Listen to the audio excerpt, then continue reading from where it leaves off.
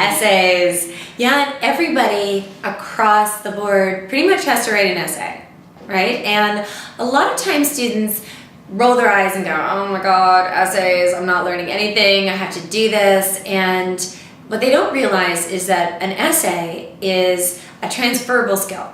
And you transfer that and you use that after you graduate, whether you go into graduate school or you go into the job market, because all people have to be able to craft an argument, and they have to then deliver that argument clearly and effectively, right? This sort of written communication. But you also have to come up with a persuasive argument, right? So you have to persuade somebody of your point of view with evidence and analysis. And so it's not just something that we as just sadistic professors force you into doing just because you have to, but in fact, it's a skill that is so transferable. And a lot of students, it's a development, right? You're developing what I like to call your critical voice. You're not going to be good at it automatically, right? It's not some intuitive skill that you picked up and you've internalized and you can just go and write anything from a first year intro to lit paper to a upper year biochemistry thesis. It's something that you're constantly having to work on, and you're constantly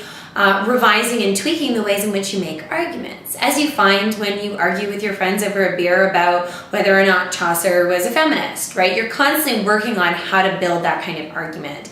And so my best advice for writing an essay and writing a really good essay, first and foremost, is go and see your professor and bounce those ideas and get that kind of exchange and dialogue and work out your ideas with somebody else, with a sounding board, and ask them to copy down your ideas as they flow. And what you'll find is you actually know more, even as you start writing your essay, than you think you do.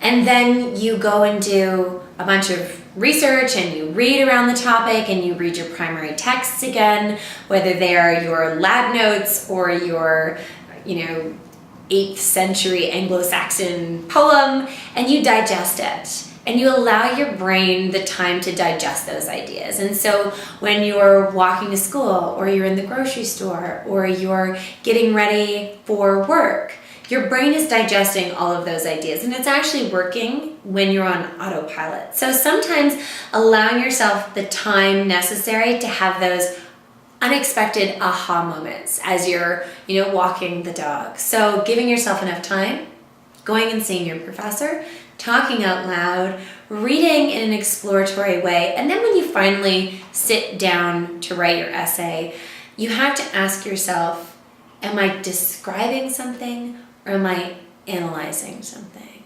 And that is a really hard thing to define until you realize what analysis is versus description. And so if you are an English literature major, plot summary is description.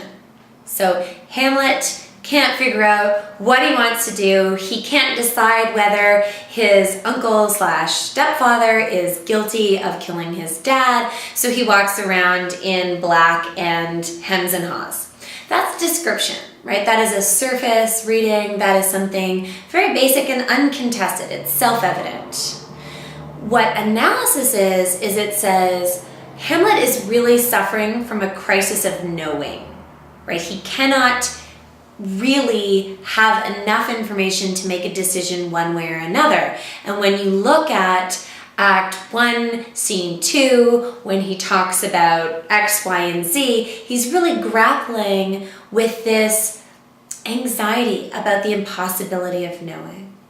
So you see that difference between description and analysis, and it's something that you have to push yourself to.